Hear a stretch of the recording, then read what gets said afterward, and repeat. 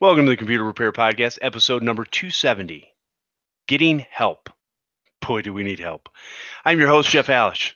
This is our live show where we discuss the ins and outs of running your computer repair business. Computer Repair Podcast is brought to you by Reclaim Me Pro, the all-in-one highly configurable data recovery software. For a free 14-day trial, go to reclaimme-pro.com. Use the offer code Podnutz for a 50% discount. And also by FreshBooks, the simple pain-free invoicing solution for freelancers and small business owners. For a free 30-day trial, just go to freshbooks.com/Podnutz. Enter Podnutz in the How Did You Hear About Us section. Let me introduce the wonderful, the only, John Dubinsky from the Maven Group. How you doing, John? The technically challenged. Hey, y'all, I'm doing great. Thanks for joining us today. If you're watching the video, that's me that's making the feed all choppy. So we don't know what's going on, but we'll figure it out at some point. Yeah. Hopefully the audio will be good and we'll roll through this. Absolutely. The audio is the most important, so you don't want to see our smiling faces anyways.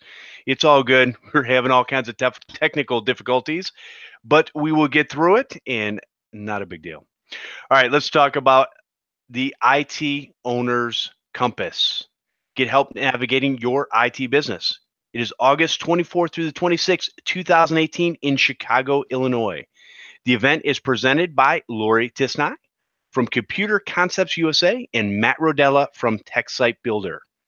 We have an awesome keynote speaker, Mike Michalowicz, author of Profit First, The Pumpkin Plan, and The Toilet Paper Entrepreneur. We also have your peers and industry experts that you will be able to collaborate with and learn. This is unlike any convention you have been to thus far. We have everything in one spot: hotel, venue, and a boat ride. Did I mention that some of your favorite podcasters will also be there to meet in person? Mike Smith, Marvin B., Paco LeBron, John Dubinsky, and me. Get your ticket and reserve your hotel room at the venue now. Tickets are selling out. When I say tickets are selling out, if you want to go to this event, listen to the words that are coming out of my mouth right now. You need to go to itocompass.com and get your tickets. They will not be available much longer. And I know a lot of people will say, that's marketing hype.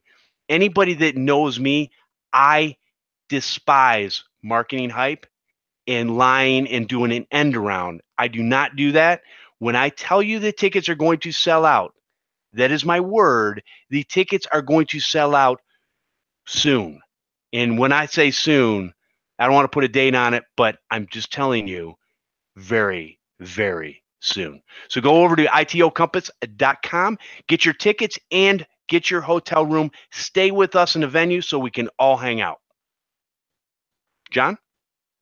No, that's pretty sweet. I mean, from what I'm hearing in the grapevine, I'm not on the committee or anything, but we're gonna. John, you might have to cut your video. We can't really hear you. Oh, darn it. Jeez, oh, Pete. Sorry about that. Let me cut the video, see if it makes anything better. Okay, video off. Any better? It's better. So go with what you were going to say. Okay, I'm not going to touch anything. I'm not going to touch anything. No, I was just talking about ITO Compass. I am not in any of the committees and all that, but from what I'm hearing from the grapevine, that I think we already have more people signed up than we did in any previous unconvention. And from the way it's going, I think it'll be sold out by the middle of March. Absolutely. I mean, a lot of people don't catch up on the podcasts that they've been advertising it about for a couple of weeks. So I'm on my way. I'm looking forward. I know a lot of the guys in the chat are on the way, so that's going to be great. Awesome, man. And I am looking forward to meeting each and every individual that is coming to this event out there. So I'm excited. Yeah, you missed the last one, unfortunately. So this is going to be great having you there. Yep. Appreciate that. All right. So, John, let's go ahead and before anything else happens, let's share a tip or story that we could learn from. Well, I'm just going to use the ITO Compass as my tip this week. Since we're so close to being sold out, if you're on the edge, poke us in the Computer Rip Podcast on Facebook. If you got any questions, if you got anything specific that you want to know about, I've been to the last two and a plethora of other conferences. So just let me know. if you're on the edge, and I'd be happy to answer any questions. You can reach me at john@mavengroup.net or simply post something in the Facebook group, Computer Repair Podcast group, and I'll try to answer it the best I can. If not, I know a lot of the guys on the committee, so I can reach out to them and find out too. So that's my tip of the week. Awesome, man. Appreciate it. And my tip of the week is going to be something that we often talk about, and it wasn't going to be my tip up until, I don't know, maybe a half hour ago. And that is backup. And in this particular case, I don't necessarily mean computer backup. What I mean is, for those that are listening, you can't see it, but I'm wearing a headset. You probably notice that the audio is different. And the reason for that is there is either something wrong with my mixer, my audio interfaces, or the Windows audio drivers because I have so many things plugged in. So it's going to be very, very fun to figure out what's going wrong. Now, I've got my headset, which is a backup, but I prefer not to wear a headset on this show. So I probably should have had some sort of USB mic backup that I could have basically plugged in, thrown in my stand. It wouldn't have changed too much for the audio, and it would have made my life a lot easier. So it is what it is. But definitely in every case, in everything that you do, have some sort of plan or backup.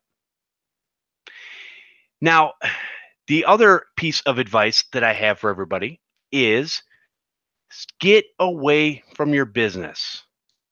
And what I mean by that is sometimes you have to take a step away from your business, go and do something else. Now, for an example, I met with some fine gentlemen this last weekend for a couple days, and we had some nice roundtable discussions live, shaking hands, eating fruit, drinking drinks. That sounds kind of weird, but anyways, we did this so that we could talk about our businesses and figure out what things we could do to improve.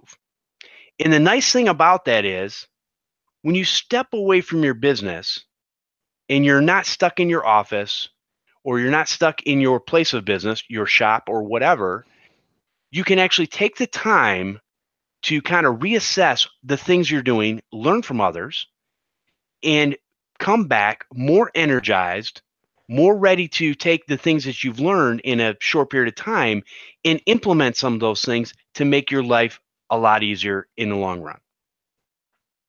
I think what you're saying, Jeff, is spend some time working on your business instead of in your business.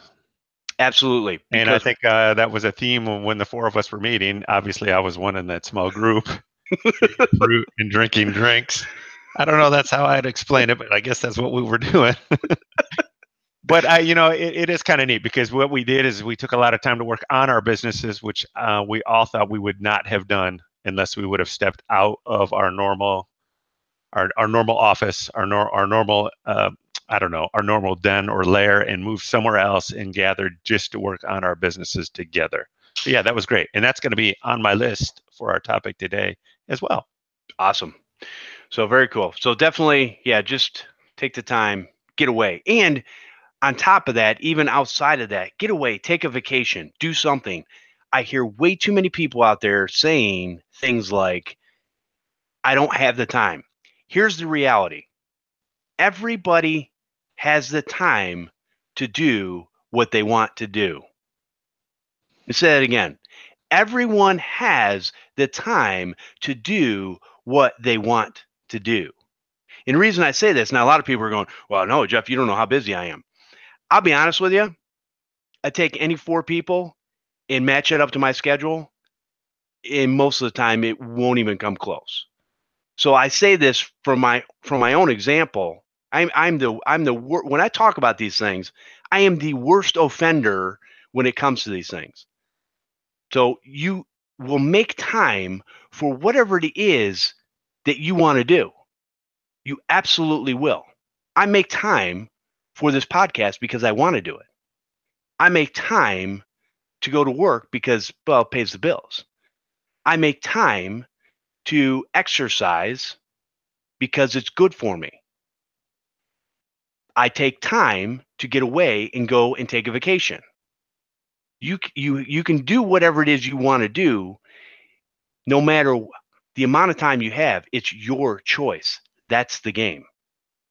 All right, John, let's take a quick break. with that, and we will get into this main topic, which thankfully John has come up with a great list of things to talk about.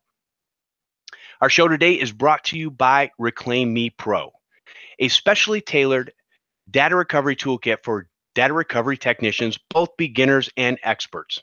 It recovers data from multiple file systems, Windows, Linux, and Mac, including REFS, BTRFS, VMFS, and APFS, which those are some of the unique file systems out there that through the operating systems that you will be able to get that information back. They are always improving and coming up with new ways to be able to get those files that we need to get back. All right. Finds lost partitions, recovers data from various RAIDs from RAID 0 to RAID 6. Reads most partitioning schemes from Microsoft LDM to Linux LVM. The wide range of supported NAS models, including Drobo devices. That's awesome right there, because all the NAS devices kind of do their own play on RAID. So if you can have a piece of software that will be able to put that stuff back together, that is going to save you time and money. Powerful RAID recovery and RAID analysis tools for complex RAID recovery. Comprehensive technical support, including data recovery training, which is your key to understanding partitions, file systems, and RAID recovery. Try it free for 14 days over at reclaimme-pro.com. And when you decide to purchase the software, use the offer code Podnutz for a 50% discount. All right, our topic for today is getting help. And how do you ask for help in your business? John, I'm going to let you kick this off. Well, this kind of came up in our little mastermind group as a tertiary topic that we all talked about. And I guess it is probably one of the primary reasons we do this podcast, meaning to give help, give support. I've been doing this a long time, and I don't think there's a week that goes by that I don't need a little help with my business, Jeff. And so, I thought it would be a good time to review on the resources that we can provide, the resources that are out there. And as we're going through, maybe the chat room will throw some stuff in that I'll add to the show notes and that we can comment on as well. Right now, there's a good commentary on cider beer counting as a fruit on the food pyramid, as we're discussing. So, but anyways, my point on this topic is just the best way to get the resources you need to correctly run your business or profitably run your business or easily run your business. So resources for businesses and technology issues and growth. So the first point I want to make is, and we kind of all discussed this too when we were talking about forums and all that, is ask for help correctly, no matter who you're asking for help from. I mean, let's all be gentlemen or gentlewomen when we ask for help, meaning provide all the necessary information. And when I say that is, and in fact, what I mean by that is even provide more information than is necessary. When you put a post on a message board or something, don't just say, hey, my computer won't reboot. What do you think? And so, let's provide what operating system, more details, maybe the make and model of the computer, things you've tried, what you haven't tried, anything else, a picture, a video, something like that. So, let's provide that information. Also, when you're asking for help from us or from other people in the industry or even your vendors or other support forums, don't treat those people like your customers treat you. There's a lot of information in the forums that say, all my customers, aren't very nice to me. Well, let's all be nice to each other. And if you treat your vendors nicely, a lot of times you'll get the same in return. So keep in mind when you're asking for help that you're asking for somebody else's time and effort to help you. So remember, you'll get what you give. So if you give a lot of information and you give a lot of time and effort in your question, you'll usually get a lot back. And then finally on that is don't be a jerk. Please don't be a jerk. So let's all be respectful of each other. And one person's idea is not necessarily wrong, even though it may not work for you. Anything to add to that? Yeah, when you're talking about basically you're asking for someone's time and effort and you'll get back what you put in. The thing that came to my mind was if you are talking to somebody and you're talking in a raised voice, that person will start to respond to you in a raised voice. If you're talking in a lower voice, that person normally will come down to that level, and they will tone their voice down. This is just human nature. This is what we do. We imitate each other. I don't know why. It's just the way it is. And so when you're going out there trying to get this information, and you need to be, like John said, nice and be respectful so that you get nice and respectful back. Now, does that mean 100% of the time that's what's going to happen? No, but it doesn't matter. You have an end goal in mind, and I can guarantee you this: there's no way that you get in an argument or fight with anybody that you're going to win. And what I mean by that is you could win the argument, but then you still don't have the information that you need. To me, that's not a win. That's, I made a fool of myself, and now I've got nothing. Which one of us is stupid now? So I really think, and it goes back to what John said too, don't be a jerk. I see, and this kind of goes back to, if you treat others like you want to be treated, I see way too many times where people in these groups, somebody will ask a question, they will try to ask it in a nice way, and maybe they don't give the right information or enough information. And when you're trying to help somebody out, don't be a jerk or be a know-it-all. Don't sit there and think that, well, and I've seen this so many times. It just, if I could reach to the screen, I would. But there are people out there that will go, well, if you didn't know that, you shouldn't even be in this business, stupid. Why don't you go do something else? And it's like, really? Or here's the other thing that's irritating when we're talking about this. Don't give a non-answer to a question. And what I mean by that, don't just come up with something that's a side tangent that has nothing to do with what the question was asked. If you have information to help the person with the question, give that information. If you don't, shut up. Don't say nothing. All right, John, let's move into Hey, so something along that line too is, when you're on a community, just keep in mind that you're leaving your own little world, so that you may be dealing with people that aren't in this country. So that when somebody posts a post that's all broken English, keep in mind that English may not be their first, second, or third language, but they're still asking for help. So, I mean, just be considerate. You don't know what anybody else is going through. If you are a noob and you're posting, tell everybody you're a noob. I mean, if you're going to own your own business, you got to be brave. So you might as well start somewhere. So, yeah, good point, Jeff. High five on that. I got your back. Next one, primary line for support. If you're picking and using good vendors, your vendors should be a primary line for support. And I mean both technically and business-wise. So obviously jump on board with a good vendor and document all their support info, email, phone, any forums they may have, if they're on any social media, their website, how to do an RMA, how to get support, blah, blah, blah, blah. And use those tools that they provide you correctly. For instance, don't use their RMA form to submit a help ticket or something like that. Obviously, you're going to get back, again, the effort you put in. So don't be a dummy when you ask for help from your vendors. If you do ask for help, like through a support ticket or a support email from your vendors, loop in your sales representative, CC them or copy them. A good sales rep will love to get that information because it'll keep them on top of what is going on with their products, and also keep them in tune with what you are struggling with. So that is very important. A good sales rep will actually thank you for that. Try to get an advocate at the vendors you deal with, meaning if you deal with a good support rep, you have a really good experience, see if they'll give you their personal number, personal email, personal something like that. And if they do, and you do get it, make sure you respect it. All right. I mean, they're dealing with other people besides you, so make sure you utilize that information correctly. And then as far as your business and business building goes, ask your sales rep or ask a technician what other vendors or other techs are doing with the products you're using. IL8's a great example. I had Alana's my sales rep, and I had a long discussion with her about NVRs and DVRs and cameras and what other companies my size are doing in that space and what she's seeing. And she was very helpful. I didn't have to go out and do any research, 20-minute phone call.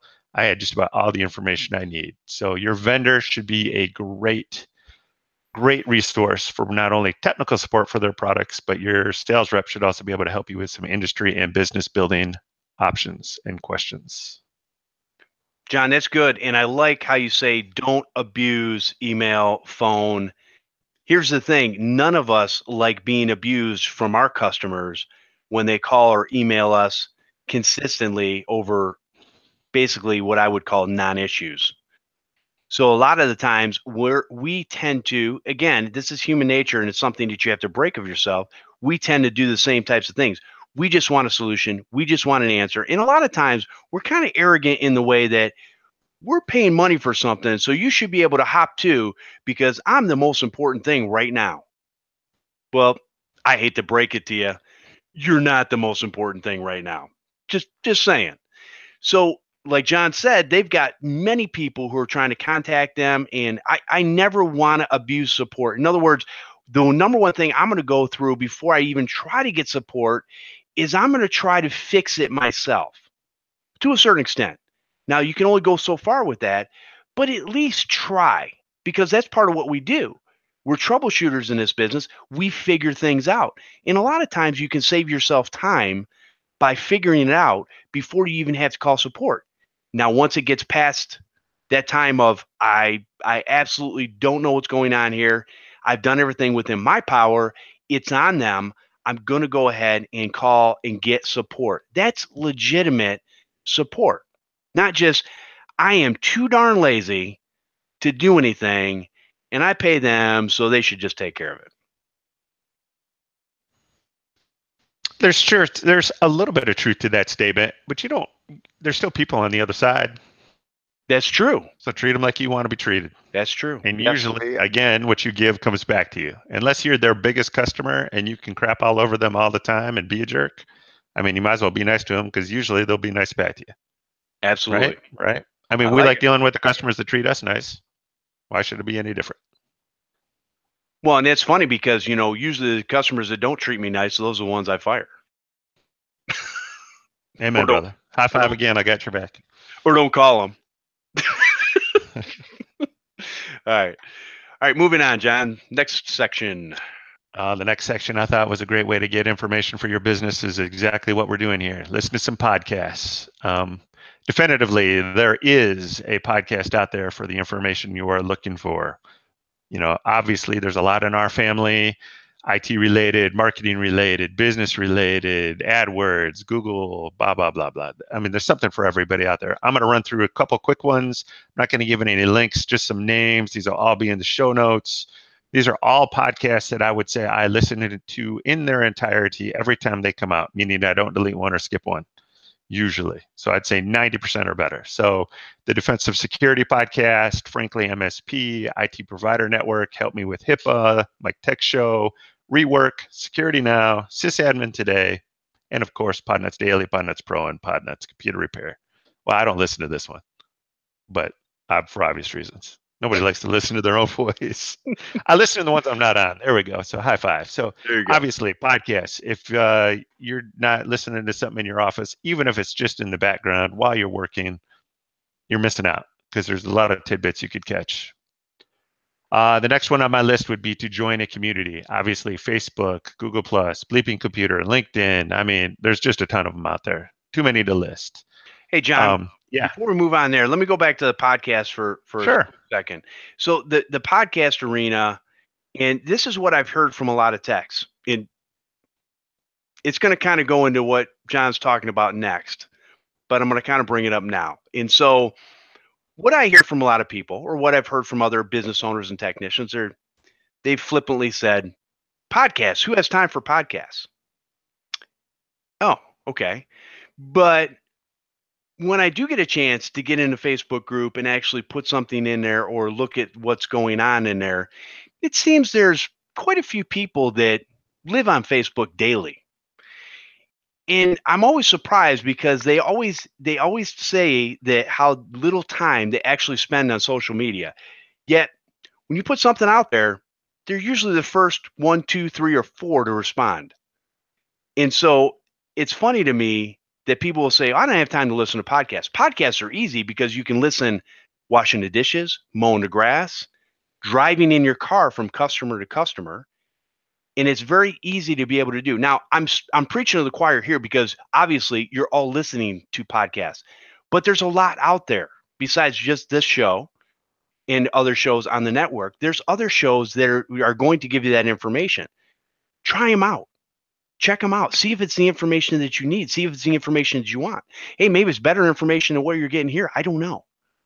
But you can always do things to help you in your business, and it's easy.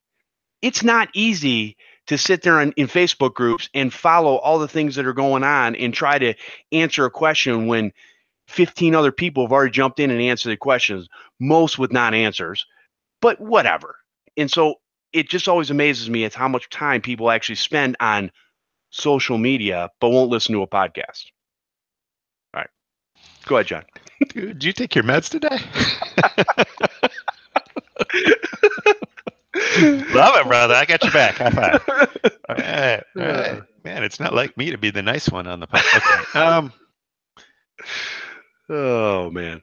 So the next one we're going to move on to for getting help when you need it is a community, Facebook, Google Plus, Bleeping Computer, LinkedIn. I mentioned those. And I mean, there's countless more. There's more than that than even podcasts. But again, I roll back on those. Introduce yourself if you're new to the community. Ask for help correctly. One of my favorites that I'm trying to be more and more active in, finding that time because I want to be an asset in there and I want the information I get back is obviously the Computer Repair Podcast group. You guys forced me onto Facebook. There's a couple other things that I follow on there regarding my RMM and all that. The IT Business Owner Group, I do follow that, and usually just to get a chain because that's a good early warning response. But I really like the community we're building. And again, I say community on the Repair Podcast, and everybody in there asks about everything. And I think it, quote unquote, is a safe place. Jeff doesn't get angry in there at anybody. And, there's a lot of questions, not only technically related, but business related, so on and so forth. So when you're in a community, one of the main things I like to see is just the follow-up. If you ask a question and people give you a lot of response, take a little bit of time just to respond back when your problem is solved on what finished it.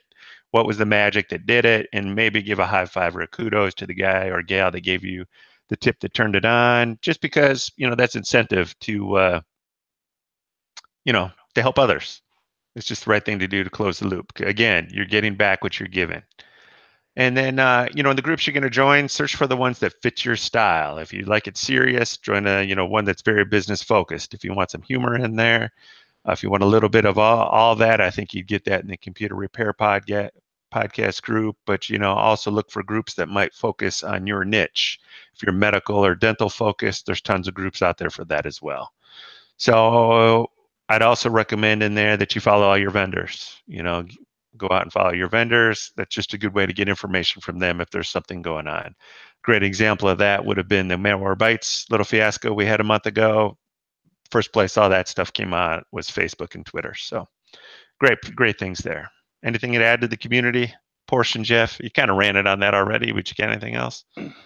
Well, I was just thinking about, you were talking about how I am nice in the Computer Repair Podcast group, which is true. So the only time you ever see me angry is probably on this show because guess what? It's a one-way conversation for the most part. You all can't say nothing to me. All right. No, we can move on from there. I've already said my piece on that. Everybody knows where I stand. Good to go. High five. I got your back.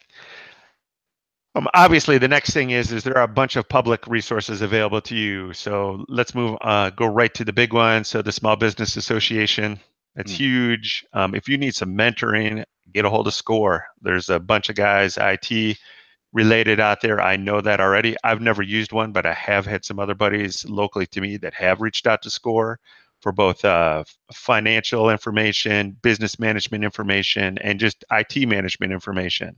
So SCORE is huge, and I'll put a couple links on there.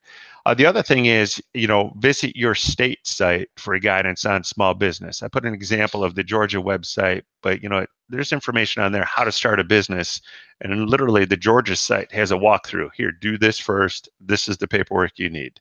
Next, move to this. And I mean, they have a whole thing out there, which I thought was very nice. And call the government. For God's sake, you're paying them, whether you use them or not. So you're going to be paying your taxes. You're going to be paying all that. There's just a lot of resources out there you can get for free. You can also get an SBA loan if you think you need some money to get your business started, or if you have a business idea. If you've been in this for a long time, you might need some funding to get started. Obviously, used with caution, but a lot of times that can be a great way to get some funding at a low interest rate. So there are a lot of public resources there. The other thing I would probably lump into that is contact your local university or school. If you need to do some market research, I remember doing this back in college when I was doing my general studies, or even for my master's degree. For a lot of our final assignments or whatever, we actually got farmed out as a group to a company where we did market research for them and some work for them on some things that they wanted. So that was great. It was a great learning experience for me, and I'm sure it was a value to the business because we literally spent hours on that project and gave that company tons of information at no cost to them. So it's funny you mentioned that, John, talking about the state and federal government, especially with Georgia.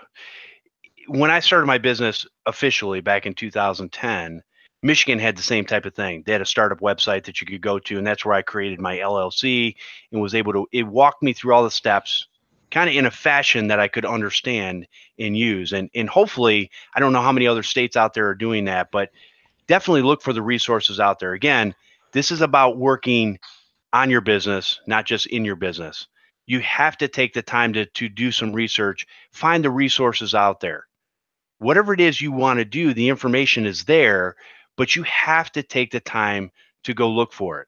You can't sit in your business and just constantly be putting out fires, coming home, falling into bed, waking up the next day and doing it over again.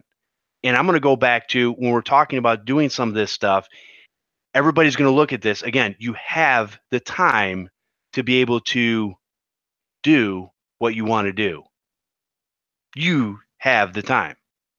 You just choose to use the time in a different way and not to help yourself and your business in this particular form or fashion.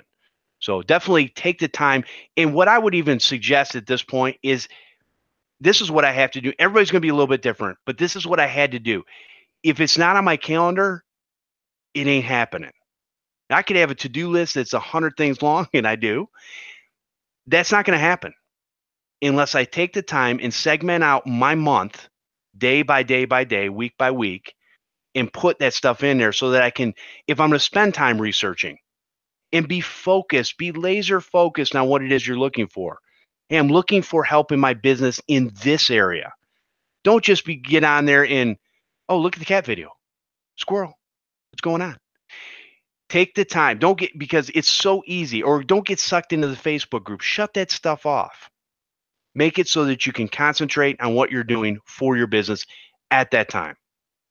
All right. Next. everyone is different, Jeff. You are right. High five. I got your back. All right, moving on. So we covered public resources. Little note here that I want to comment on. Okay, so again, in your business, we all can't be pros at everything that we're going to run into. So again, have somebody else do it. If you don't know how to do it and you can't master it, have somebody else do it. Again, I go back, get a local college, get somebody to do some market research for you. Get an intern in, can help you with some things. Remember, it's supposed to be a learning experience for them, not just making coffee.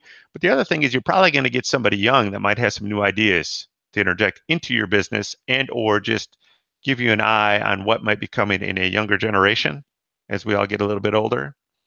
If you don't know how to do something, maybe hire a professional. If you're not good at your bookkeeping or accounting, get a CPA. I'll put a link in there to QuickBooks, finding a certified accountant, but there's many resources on that. I believe the SBA also has a form to do that. If you don't know how to make your website, use a service is a good example. So use a service to fill the holes that you don't know. Our friend Matt, Tech Site Builder, he has a concierge service. We'll do everything from soup to nuts, get it all done for you. The last thing is, and this just kind of fits into all that, is get a lawyer. All right, you don't need one right now probably, but go find one. Get a little relationship going, have him look at your corporate documentation, just ask him what else he thinks you might need, he or she might think you need.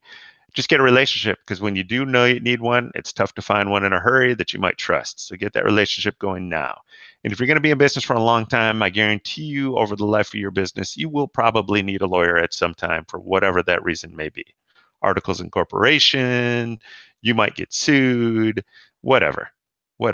So just, find a lawyer, get a lawyer. It's good to have one. Now, John, let me ask you a question. I'm looking at this list, and when it comes to doing taxes, is there anybody out there that should not have an accountant for doing their yearly taxes? It's in this business.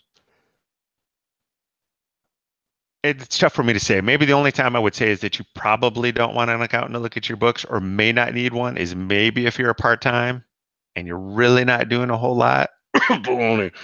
Yeah, right. Maybe, I can't do that. But if you have a business, you just don't need a CPA. You need what I call a business advisor. So somebody that's going to do your books and then give you guidance on what they're seeing. All right. So a good example of this is the argument of buying a car, leasing a car, having your company own the car, or you writing off all your expenses on the car. So a lot of that will depend on the form of your business. Sole proprietor, LLC, corporation, and how you're handling other things in your business as far as your payroll, your distributions. So there is a maze of things, so that in one instance, it might be much better for your business to buy that vehicle. In the other instance, it may be better for you to personally own the vehicle and do things that way. So that is what a CPA/business advisor is for you, to tell you how to get the most out of that decision. Now, John, I've been using a CPA since 1993.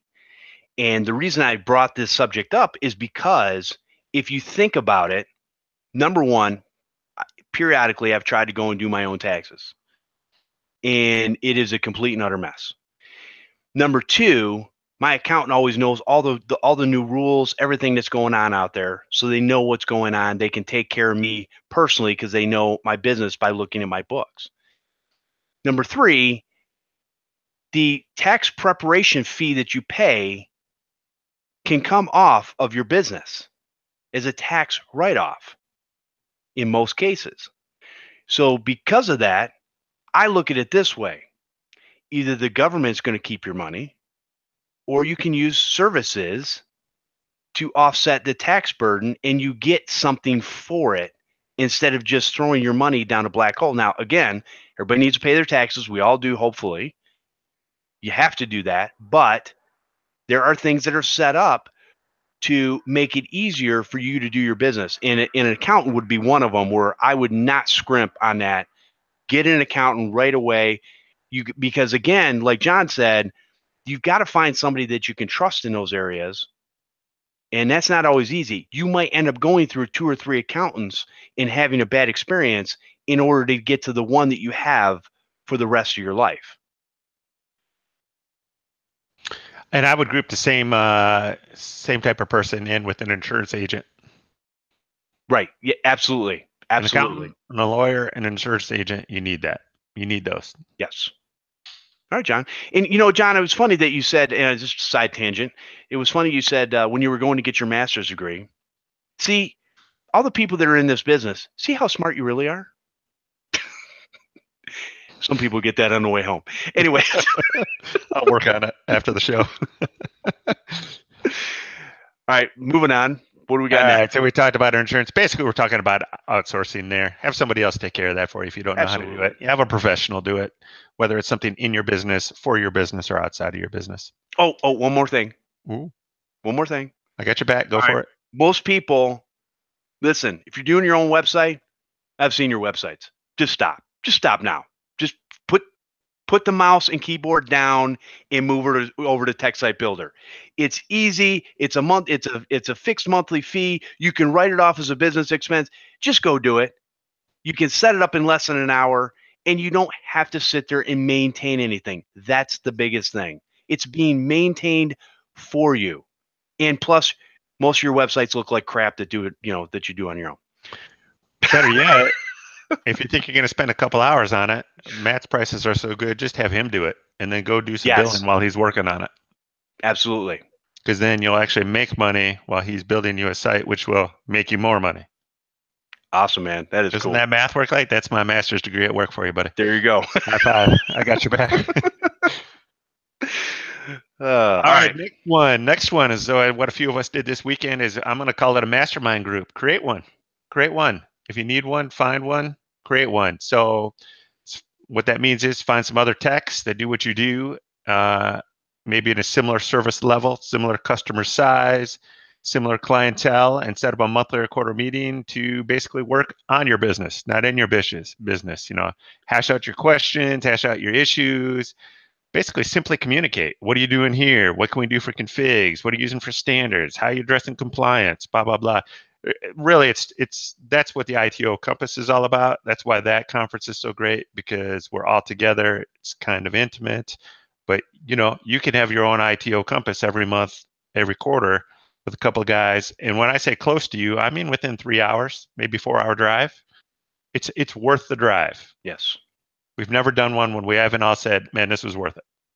Absolutely. I said, you we walk rotate the away. location. Yeah, we wrote, and it actually, while you're working on your business, but whenever we do it, I always walk away energized. It's fun, Yeah. right? We have a good time. So we don't always keep it business focused. Like go off and. Oh no, part of it's having some fun, having a couple beers, go out for some chow and all that. But yeah, but that's part of it too. You're building the community, and the nice thing now, in that geographic area, we got some backup. So I go over in the Chicago area where one of the guys are from. You've actually covered for me over on the east side of the state when I needed something over there. And now we got somebody down in Indiana, so we can all work for each other. Hey, John, before we move on to the last section, let's go ahead and take another quick break, and then we'll get back into the rest of the topic. Our show today is brought to you by FreshBooks. Freelancers and small business owners, I feel for you. Tax season is here. Speaking of, and there's a good chance that many of you are trying to dig your way out from underneath a pile of receipts and spreadsheets. Ouch. Do yourself a huge favor and stop digging before you completely disappear under that abyss of paperwork. Go and check out FreshBooks Cloud Accounting software. Not only is it going to save you a ton of time and stress, it might actually change the way you feel about dealing with your taxes. Nobody wants to deal with taxes, right? Need to send your accountant a quick summary on the amount of tax you've collected last year? How about pulling together a profit and loss summary? Everybody needs to know what their business is doing. FreshBooks can generate these reports in seconds instead of hours it would take you to do them manually. You can even set up FreshBooks to import expenses directly from your bank accounts, which means next time you use your debit card for that meal, tank of gas, or new computer, boom, the purchase is recorded instantly in FreshBooks. All this and FreshBooks is ridiculously easy to use. It's made especially for people who don't like dealing with numbers and their taxes. Right now, FreshBooks is offering a 30-day unrestricted free trial to my listeners. To claim it, just go to freshbooks.com/podnuts. Enter Podnutz in the How Did You Hear About Us section. All right, John. So I think we've gotten through a long part of the list. Now, what do we got we're going to bring it around and wrap it up? Well, what I would put under the other category for when you need help, where to go. One of my favorite things this always makes me think about is when my daughter comes and says, "Dad, I need some money." I always say to her, "Well, where do you go for money?" And then she thinks about it, and now she knows the answer because I taught her when she was 3. So where do you go for money? Work. So she has to do some work. She gets some money. But anyways, I digress. I like that. My other category. So one of the first things is, hey, go back to school. Technical college, local college. We talked about the Google training that Google's offering. I mean, go back to school. A lot of the times in our business, it can be tough to find the time to do that. But if you're trying to add a skill set, remember what comes around goes around. So in the end, you're going to end up with something that makes you more money. So I remember doing my master's while I was running my business, and that was a huge pain. Jeff, I know you're going back to school right now for your full-time job and running your business, so you get that too. So Yes. just, that's always a resource. Let me say this. Let me say this too before we move on. When we're talking about educating yourself and getting education, there's a lot of people that will come to you and say, you can't teach an old dog new tricks. And here's what I say to those people. You can't teach a dead dog nothing. And what I mean by that is if you are to the point where you are basically dead on the inside and you're just trying to get through life and you don't want to learn anything new and you're an old curmudgeon that sits on your front porch with a glass of lemonade, just straight lemons. I don't know, but whatever. You're sitting there and you're like, you're the get off my lawn type of guy. That's not where you want to be. And guess what? I don't care how long you've been doing this. There are still, because I meet them all the time, 60, 70, 80-year-olds that are clueless on certain things in life. That's just life. We all don't know everything. What does John always say? The one thing I know is I don't know everything. I don't know everything. And if you can't live by that mantra, you know what? Just move out of the way and forget about it because you're unteachable at that point. Everybody can learn something all the time. So go out there, do what you can to find the information that you need, and consistently keep learning. All right, John. Amen. High five on that. I got your back there. Consistently learn. And all of this, I mean, you should learn from this. This entire list is a learning experience. I was going to say this for number 9, but just to piggyback on what you just said, all of this takes effort. I mean, if it was easy, everybody would be running their own business. So come on, got to put a little effort in. So back to the other list is go back to school. Yep. An often not used resource is your bank. I almost put this under insurance agent or lawyer, but you need a money guy or gal for 2 things. One, you need a bank, obviously, just for the obvious things, and you need somebody to think about your future for you. Meaning, if you own your own business, remember, you got to provide for your own retirement, your own well-being, whenever you may want to hang up your screwdrivers and floppy disks. So if you don't have a bank and you want to start someplace, don't just walk into a bank and accept whatever they say. Go to a couple banks, make the time to spend a few visits, gather some questions, because you will get a different story from each bank on what they can offer you. Usually the big banks, Chase or somebody like that, can offer a lot of services, but it might not be as personalized. Go to your local credit union, you might get somebody that you might end up playing golf with. So you never know. So there's power in both of those. So spend some time finding a bank or financial institution that can help you grow, and then find somebody that can handle your investments, however you want to control your money to help you for the future. Again, those are things that I would probably not handle, or I do not handle myself. I rely on a professional to take care of me. Again, that's a good way to learn about those things, is relying on another professional. It's good. I like it. Another easy place to go that we probably all heard of is IT Pro TV. You like watching TV? Well, watch TV and learn something at the same time. Brought back an old one this weekend when somebody mentioned lynda.com. That's a great place to learn some software. Let's see, you've got a customer that uses a lot of Adobe Illustrator and you don't know anything about it. Well, a weekend on lynda.com and you might be an Adobe Illustrator Pro. So the last link I'll put in there is a list I found on Fundera. I don't know anything about them, but they had a column on their blog called Small Business Advice, which lists 34 more resources that can help you get the support you need for your business. Awesome, John. That is way, way cool. So hopefully, I think the takeaway from this is you can always be improving and growing in your business no matter how long you've been in business. Well, I'll take it back to our military days. What did they say, Jeff? If you're not moving, you're dying. So you got to keep moving. Movement equals life. So in your business, you need to keep moving, and you should have the tools and resources to help you do that. And that's what these are. Fun fact for those that don't know, a lot of people will say, why is the American flag patch on the uniform backwards? It's not backwards. That's the way it would be flying as you're moving towards the enemy, not away. High five. I got your back on that. All right, John. Of course, we don't have all those patches on our uniforms, but I digress. We could put one on, right? Oh. Anyways, so John, is there anything else that you want? Any last final words on this subject that you want to bring up? No, I think that's pretty good. I'll keep my eye on the chat while you're wrapping up, just to see if there's anything we want to toss in before the end. And Okay, so let me give a quick shout out before we get into. We do have a couple emails today that Oh, we'll great. go ahead and answer real quick. To support this show, and if you're enjoying the content that we provide, the time and effort that we put in, and you're getting something out of this, and this is helping you, then go to patreon.com/computer repair podcast. Our newest Patreon supporters, and this is awesome. We're getting new Patreons or patrons every week. And it's just, I appreciate what each and every, I'm glad that people are liking us, John and myself, and the other guests that we bring in enough that they feel like they want to support what's going on here. I appreciate it, especially when you're going through technical difficulties and you go, oh, yeah, I might have to replace that. But it It's was weird when the computer guys can't get the computers working right? exactly. So our newest Patreon supporters are Amit Mehta, Chris Murray, and George Condionas. I'm sorry, George. I screwed your name up. It was bad.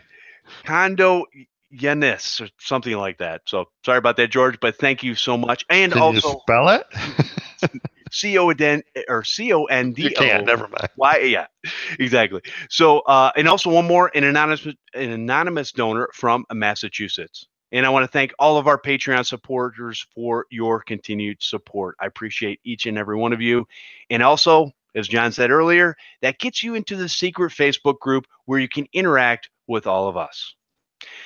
Hey, really quick on that note, Jeff, before you go on, make sure you got the right email to Jeff so that we can get you in the group. And when you get in the group, if you haven't already, just put a little post in there and says, hey, I'm here. Just maybe post your website in there. Just tell us a little bit about yourself. Cool. Yeah, that'd be, yeah, excellent. Good job, John.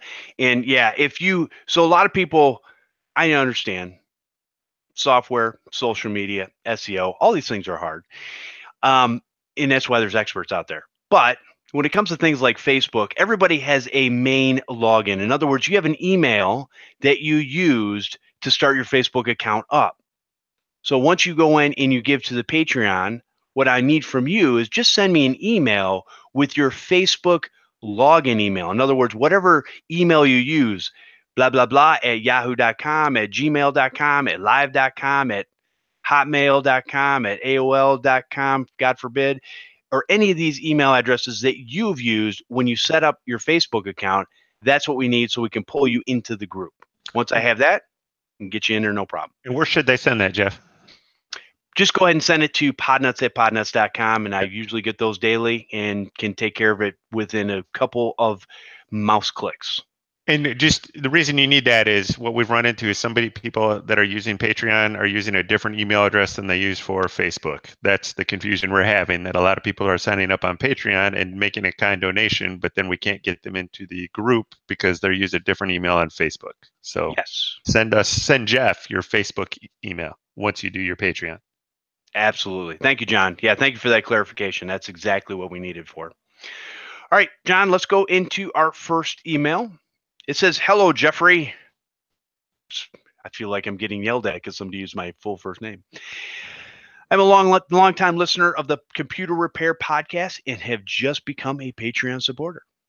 Now, on to my question. I recently left a computer repair company after working there for over 15 years. I've moved to another full-time job with another company doing a mix of IT and non-IT functions.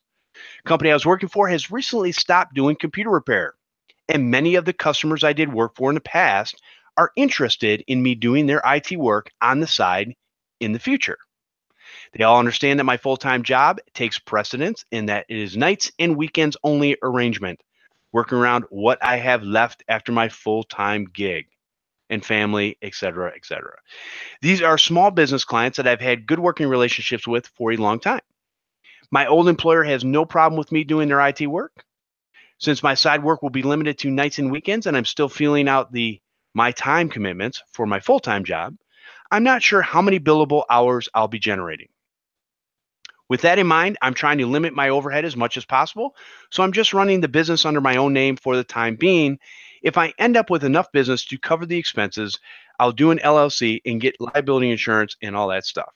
So I'm gonna move on, but I want to answer this. We're gonna answer this right now, John. And I would encourage you in most states, I'm not going to say in every state, in most states, it is dirt, simple, and cheap to get an LLC started. It costs a total of $50 here, and then you can get an EIN number from the IRS, which is basically a social security number for your business. Once you do that, you can set up a bank account. There's a lot of things that you can do, because what you don't want to do is you don't want to mix your business finances with your personal finances. You need to have a way to separate them. And a bank account is a good way. And like I said, it's so simple, easy, and cheap to do. You might as well just go ahead and take the time and effort to do it. John? I don't disagree with that. And I would say if you're generating any sort of income, I would get a little bit of liability insurance. It's just not that expensive. I mean, don't know what you're charging per hour, but it's probably 1, 2, 3 hours of work will cover your annual expense for liability insurance for something basic. Just because you never know when somebody might get weird, or you might drop a PC, or you might delete something you weren't supposed to, and somebody might get you might need that errors and omission or liability insurance to cover you. In liability insurance, from a standpoint, we all have insurance. We have homeowners insurance usually, or maybe a renter's insurance, or we have our car insurance. At least I believe most people in today's day and age still drive. And so because you already have an insurance agent, to add liability on your account is, like John said, not really expensive and fairly easy to do. You can just say, hey, I'm doing a service type business. Every state's different. Again, don't take what we say. You have to go to your insurance agent, into your local government, and figure out what it is you need. But yes, definitely. It's almost like you planned this out, Jeff, with this email, because again, the insurance agent was on the list. If you have a good agent, this is going to be about 5 questions for you and a piece of paper to sign. So, done. Simple.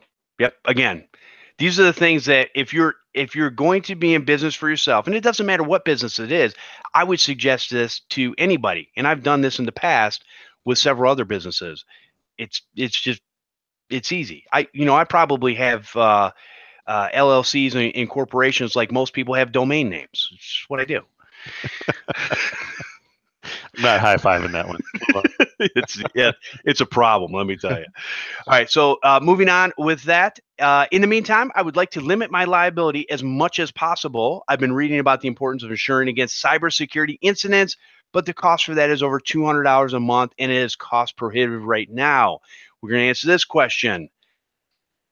Again, I'm not saying that nobody needs cybersecurity or errors and omissions or any of these types of things. I'm just going to say that somebody is going in with a bunch of information to cash in on, because there's a whole lot of, I don't know what the heck cybersecurity actually means, or cybersecurity insurance, or what it actually covers. So the problem is, are we going to need it in the future? Maybe. Hopefully they're going to come up with a standard.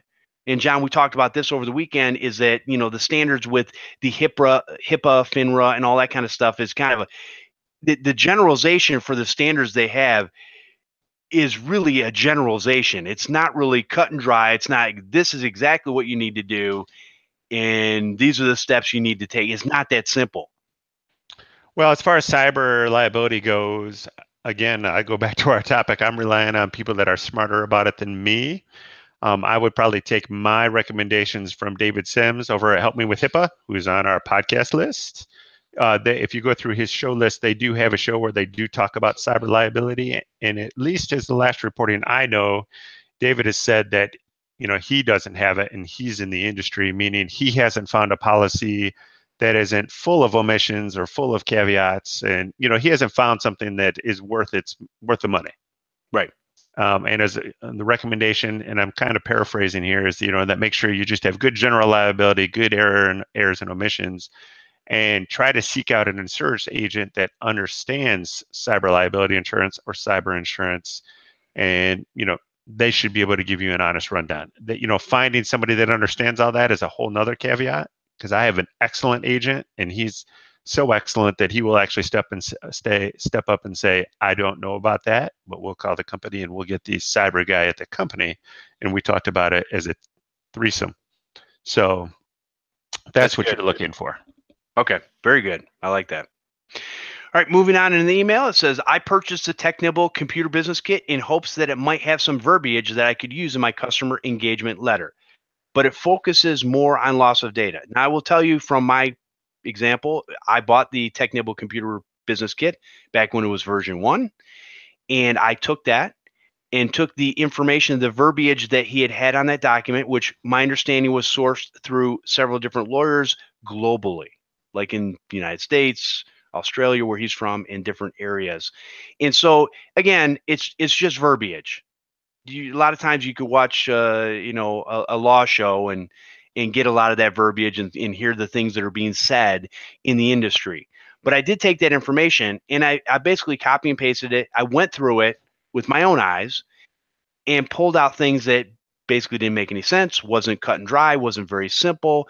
And what it is all I'm doing is I'm making a contract between me and the customer. And this is the running joke is I tell people every time when I flip my paper over that they're filling out, I said, read and sign this. And they'll say, do I have to read the whole thing? I said, no, you don't. I said, here's basically what it says. I'm responsible for nothing, but I will do my best effort to make sure that you are taken care of in the man. If you don't trust me, we should not be doing business together anyways. So there has to be that trust. But there are things that I ran into, and I'll give you a prime example. I had a computer back in the beginning that I did a screen repair on, and this particular person had some anger issues and basically had smashed their screen. I fixed it, no big deal. And they didn't have any money to pay for it. Well, I really didn't have anything in my contract per se to say how long I would hold on to it for until I was going to turn around and basically refurb it out and sell it to somebody else to make my money back on the repair. So after I ran into that situation, I went into my contract, I changed it. So this can always be an ever moving target. Now, I'll be honest with you, the things that I have in my contract, and if you get the TechNibble computer business kit and you want to see what I've done, you can email me podnutz@podnutz.com and just prove to me in some form or fashion that you got the TechNibble computer business kit, and I will share my document with you, letting you know what I basically took a 4-page document and turned it into a 1-pager dual sides. Simple. I want simple. Again, nobody's going to read through a contract that's 4 pages long. They don't care, right, John? I mean, does anybody read anything anymore? No. I mean, we all listen to podcasts. Yes. Exactly. Yes.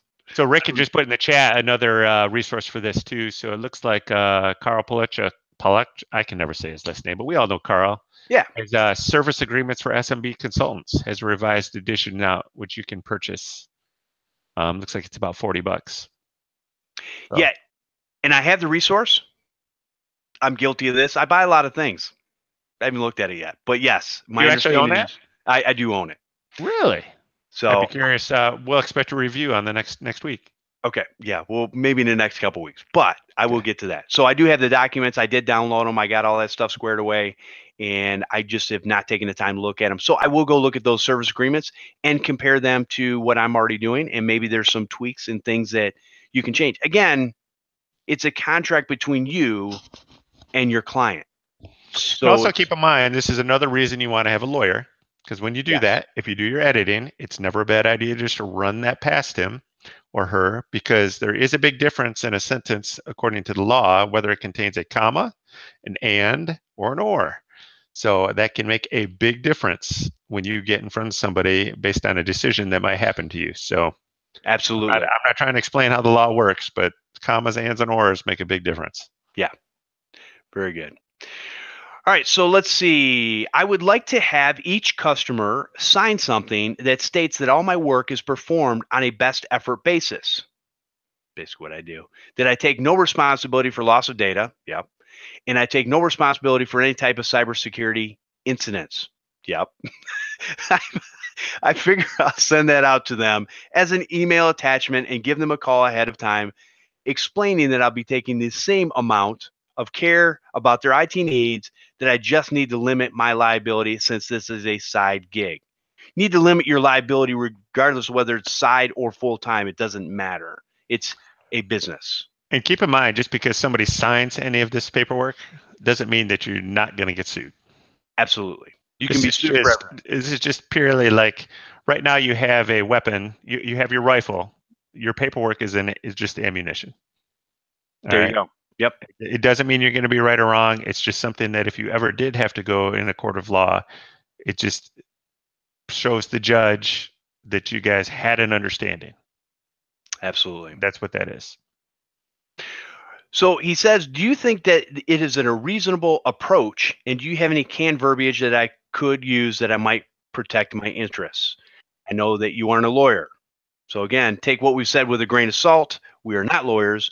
We don't know the law. We make up stuff as we go. So use it at your own risk. Did not stay at a Holiday Inn. Does not represent the thoughts, ideas of TechNet LLC or Maven Group Incorporated. Yes.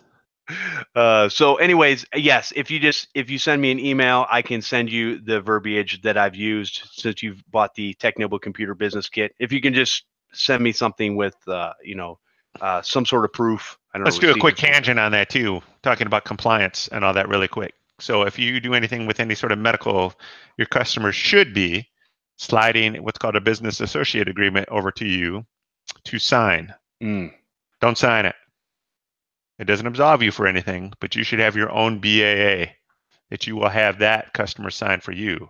Because what a lot of customers will do, knowingly or unknowingly, because they're probably using some template they found somewhere, is they will be sliding something over you that pretty much indemnifies them and tries to push as much as they can onto you. All right. So you want to have a BAA that basically says, I'm responsible for what I'm responsible for, but hey, this compliance stuff is on you. Absolutely. So just keep that in mind, because it used to be way back at the beginning of the whole business associated agreement. It was like a simple half page that says, hey, we'll work together to protect data together. Yay, high five, got your back. But now now you'll find that there are multiple pages with a lot of legalese in them. So just make sure you make your own BAA if you're in that industry. Yeah, you want to stay in control. You want to have that control. You don't want to give your customer control because, like John said, just like they don't know about computers or networks or things of those sort, a lot of times they don't know about legal issues and stuff like that. Somebody else is telling them this is what they need or sounded like a good idea. So it's your job to protect you. Yeah, because you'll notice that, and Rick just asked the exact same question. What about BAAs from your vendors? Rick, I talk faster than you type. But you'll notice that if you deal with any of the big companies, like if you use G Suite, you need to have a BAA with Google. Google's not going to sign your BAA. You agree to a BAA they provide, and then everybody's happy. Same with Office 365. Same with a lot of the big medical companies like Patterson-Eaglesoft or Shine Dentrix. You accept their business associate agreement, and that goes two ways, because what are you going to have a lawyer review every BAA you get from all of your customers, which you would really need to do? Everybody signs their mortgage paperwork without reading a word of it. All right. A business associate agreement that your customers are signing over to you is something that you should pay attention to and or ignore and get your own BAA. So you must have a BAA agreement with them, but put it back on them. Awesome, man. All right. My opinion, not a legal advice. Absolutely. All right. Lastly, in regards to rates, I was thinking that I should drop my rate since I have less availability. Oh, hell no. I was thinking a 10% to 20% reduction. Is that reasonable? No. Here's why. People are not paying for you to fix something. They are paying for your knowledge that you've learned on how to fix something. You are worth what you're worth. If you want to say that you're worth 10 or 20% less, now let me put a caveat. Let me interrupt right now. Go ahead. 1, we always charge as much as humanly possible. 2, he has clients asking him. It sounds like he's been away from them. Now the other guy's gone, so they're seeking him out. So obviously he has value. Don't lessen your value. Plus, you already got a job. This can be extra time. Get what you're worth. Otherwise, you're just going to get burnt out. Yes. So this should be fun money, a lot of fun money. So who knows, maybe after a little while, if you're making enough money, you'll ditch that boring full-time job and start your own business. There you go. Because you might as well charge it because you actually don't need it, right? There you go. You've already got a full-time job. So, I mean, come on now. You have no fear. They go somewhere else. That's right. Yeah, Okay. I agree. And obviously, he must do good work if they're actually coming back to him. Yeah. And I will tell you that, John, that's excellent advice because, and you would know, I mean, you do charge what you're worth, because if not, you get to a point where it's like, why am I doing this? I don't know. I mean, we all do. I mean, everybody says, "Oh, I don't do this for the money," and baloney. Baloney. I mean, there's pleasure in doing this. I'm kind of blessed that this is also kind of my hobby. This is kind of what I like to putz around in my office and do. I'm not a big gamer or anything. We've talked about that before. But, money can't buy happiness. That's baloney. I mean, have you ever seen anybody sad on a jet ski? Come on. It's true. Money can't buy happiness. So, I mean, you want to go on a nice, charge what you're worth. I mean, obviously, we're not talking about gouging or screwing anybody or taking advantage of little old ladies and all that stuff. But your time, your effort, the time away from your family, the time away from blah, blah, blah, it's worth something. Charge what you're worth. Absolutely.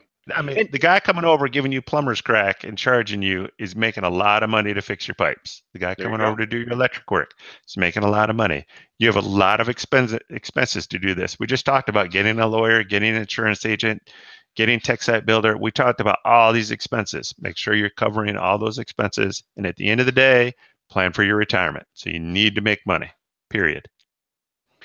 And we've said this before, but I tell you, go down to your auto repair mechanic and look at the prices that they charge on the wall, whatever it is, X amount per hour, $125 an hour, depending on where you're going, right? And that's not including parts. That's just the labor and everything. There's a book that they open up and go, this job normally takes this many hours, so here's what it costs. Go in there and try to negotiate when they tell you need, I don't know, an alternator changed or tires changed, whatever. Go in there and try to negotiate that labor rate with them. Or the guy that comes over to your house, like John said, a plumber walks in your house and all he does is a diagnostic. Yeah, dude, your furnace is really messed up. What do you want to do? Well, I don't know. I guess I'll try to fix it. Oh, okay, that's great. That'll be $125, please. And what are you going to do? Negotiate with that guy. So that's part of our problem in our industry. Everybody says there's no money or we can't charge a lot and all that. It's because we don't stick to our guns. We're not electricians, quote unquote. We're not plumbers, quote unquote. We're not doctors, quote unquote. We're nerds, geeks, IT guys, the IT, whatever. Guys, we're technicians. We're professionals. We have skills that nobody else can do. Yes. Nobody. We have concerns, and well-being for our clients in mind. That is all worth something. Whether it's Granny on her computer at home that you're helping, or if it's a 200 user corporate environment, you're worth something. Don't undercharge. Yes, I agree. All right, well said, John. Finishing up the email, it says, thanks in advance for any insight you and the crew have to offer, and hopefully we have given you that. Mr. Anonymous. So thank you for the email. And this is an example of a great email that's asking some pointed questions that we can answer with our opinions on what we think you should do in these situations. And hopefully by people asking these types of questions, other people that have the same question, but maybe didn't want to ask it or didn't get a chance to ask it, they're getting that information to help them in their business. Again, it's a win-win for this community. All right, John, let's wrap it up. Put a bow on it. Yeah, I got to go. I got to reformat my computer, reinstall Windows. Okay, I was happy until I just figured out that I have to diagnose what in the world's going on with my stuff, but thank you for that. At least we'll both know what we're doing tonight. That's true, among other things. Right. John, if you have a parting thought, give a parting thought, or let people know where they can contact you and ask you more awesome questions. Well, I'm going to spend some more time in the computer repair podcast group. I know I've said that before, but I think I'm going to put more of my focus in there because that's getting more and more active. Obviously, anybody can email me at john@mavengroup.net, but if we want to share it with everybody, let's do it in the group. And my parting thought would be the last line I just put in the chat is charge as much as you think you can. Why would you not? I like it. And I would say, from my standpoint, I would say just be true to yourself. You are worth something. And as John has said, you would not understand. And I know a lot of people in a lot of different industries that think they're smart and they're not. Just because you hold a title for something does not mean you're smart. And I've met a lot of smart men and women in this industry that would run circles around some of the so-called higher paid professionals out there any day of the week. All right, come join us live for the Computer Repair Podcast every Sunday at 4 p.m. Eastern over at podnuts.com/CRP Live. Join in on the conversation by hanging out in the chat room. You can send an email to podnuts@podnuts.com, or if you'd love to leave your lovely voice, you can leave a voicemail at 734-335-1000. I want to thank everyone for listening and subscribing to the show. We'll see you next time on the Computer Repair Podcast.